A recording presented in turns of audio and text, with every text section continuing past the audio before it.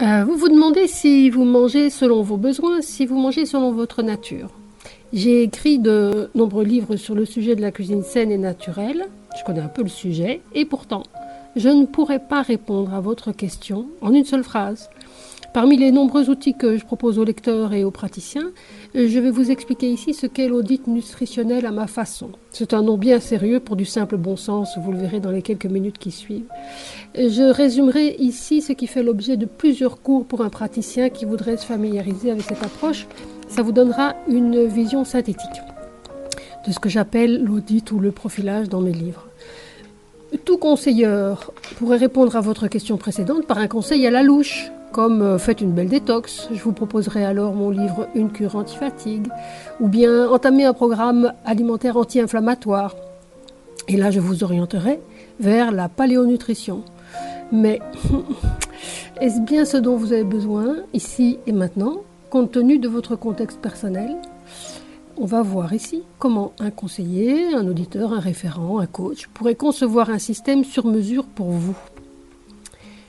La première question à poser est le contexte général. On ne peut vous faire les mêmes suggestions qu'à tout autre mangeur. Êtes-vous soutenu ou non par un médecin ou un psy ?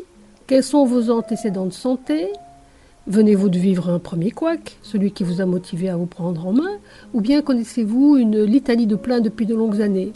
Ou encore pire, êtes-vous victime d'une maladie grave ? Quelles sont les faiblesses familiales sur le plan digestif en général ? Tous ces critères peuvent permettre de comprendre l'ampleur de vos systèmes physiques ou psychiques. Un simple conseil alimentaire ne se permettra évidemment pas un diagnostic, mais ces quelques signes de mal-être nous seront bien utiles pour qu'on puisse calibrer l'évolution de la réforme culinaire, grâce à l'un des outils que j'ai conçus, le carnet de Sentinelle. Qu'est-ce donc exactement ? Vous demandez-vous ? Je ne peux pas tout expliquer dans un si court laps de temps. Tous ces détails feront l'objet d'autres présentations. Un autre contexte est capital avant qu'on puisse choisir quel programme alimentaire vous suggérer. C'est la prévention. Pratiquez-vous l'une ou l'autre forme de prévention de bon sens, comme une technique de gestion du stress, depuis la sophrologie jusqu'à la méditation, comme du sport doux ou intense, ou du yoga, ou comme, c'est très simple mais c'est si négligé, passez-vous de bonnes heures de sommeil ou vous octroyez-vous de larges plages de repos. Il faudrait exiger de vous de grands effets de manche en cuisine saine ou anti-inflammatoire si vous négligez les piliers de bien-être que je viens de citer. Un peu de chaque technique en douceur, c'est tellement plus simple. Nous sommes tous environnés de polluants à des degrés divers et nous sommes peu ou prou capables de détoxifier ce beau monde moderne. Pour choisir la meilleure assiette pour vous, il faudrait qu'on sache à quelle dose d'agents chimiques stressants vous êtes soumis au quotidien. Par les cosmétiques et autres savons, par les produits ménagers ou l'état général du bâtiment où vous logez, surtout où vous dormez, par votre profession, je pense ici aux coiffeuses ou aux esthéticiennes qui sont plus victimes que d'autres encore de cette insidieuse pollution, par la pollution électromagnétique ou encore par les médicaments et compléments alimentaires, que vous ne devez bien sûr pas arrêter de prendre, mais dont il faut que vous soyez conscient qu'ils sont une charge toxique pour l'organisme.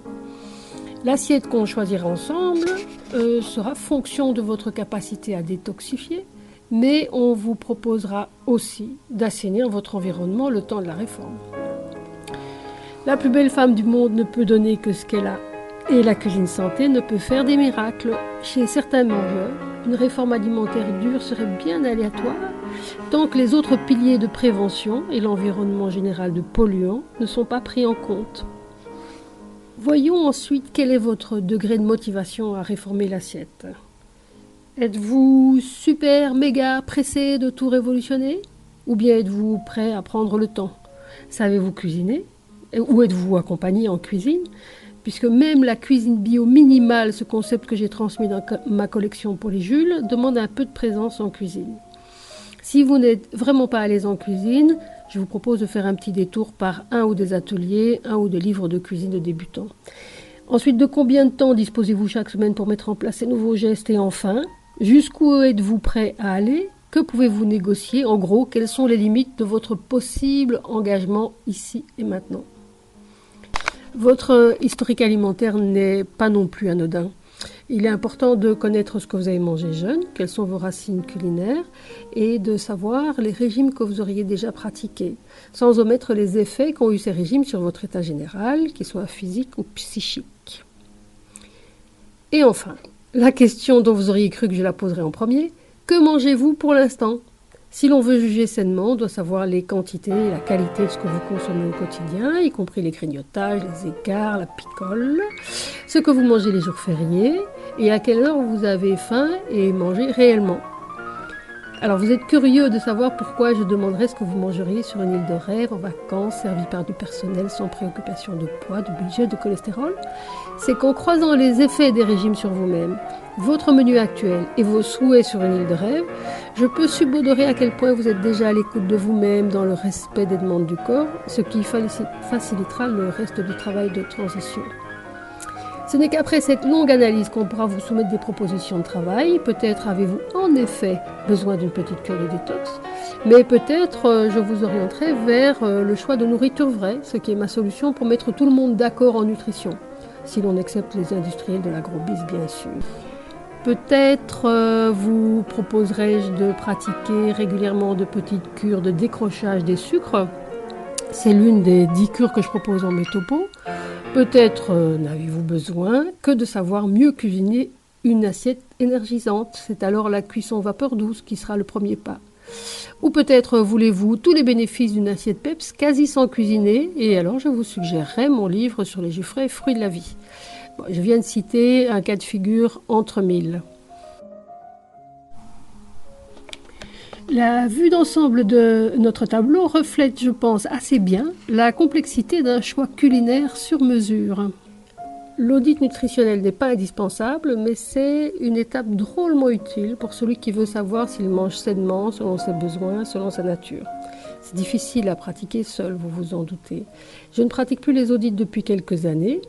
J'ai repris sur mon blog tati.be la liste des praticiens qui ont suivi mes séminaires et qui connaissent en profondeur ce que je viens de dessiner à l'écran. Rendez-vous pour d'autres petites animations sous peu. En attendant, je vous remercie de votre attention.